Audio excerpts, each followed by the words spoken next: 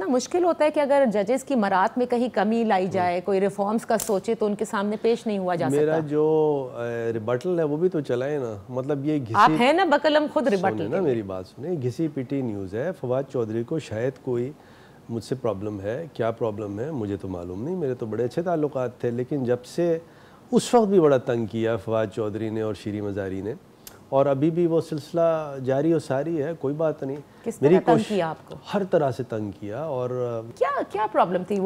Did he want to become the minister? I think he wanted to become the law minister. اور عمران خان نے بڑی زیادتی فواد کے ساتھ کی. فواد کو لاء منسٹر بنا دینا چاہیے تھا, میری خواہش نہیں تھی, یا اس کو چیف منسٹر پنجاب بنانا چاہیے تھا. یہ دو چیزیں تھیں جو کہ فواد چودھری کو عمران خان نے بنا دینی چاہیے تھی. یہ پلاٹ والا معاملہ بتائیں نا ذرا. دیکھیے ایسی کوئی بات ہی نہیں تھی.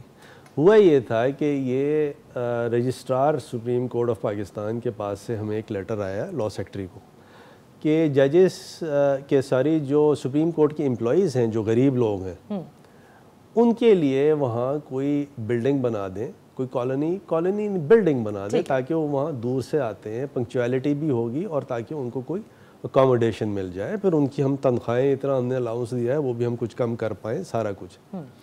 تو جب یہ بات کی گئی کہ جی ان کو امپلائیز کو یہ آپ سینکشن کر دیں کیبنٹ تاکہ وہ اپنی بلڈنگ بنا لیں اور یہ ریزن ہے, تو اس پر ان دونوں نے بڑا اپوز کیا.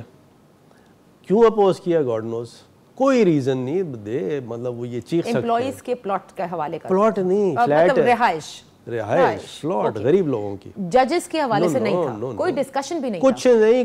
کوئی اگر کیبنٹ میٹنگ دیکھیں, کیبنٹ میٹنگ کے منٹس ہیں, بالکل ایبسلیوٹلی, اور کیبنٹ میٹنگ کے منٹس میں ایسی کوئی بات نہیں ہے, it is total naan sense.